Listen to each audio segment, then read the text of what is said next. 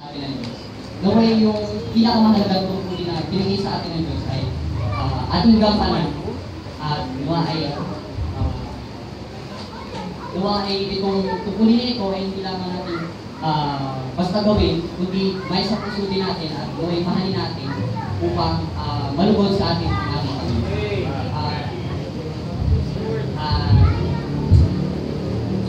nawa ay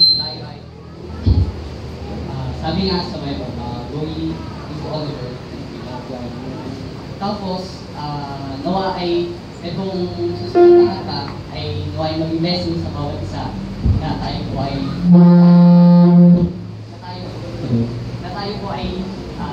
humayo at i-share po natin yung mabuting balita na ibigay ko sa akin ng Diyos.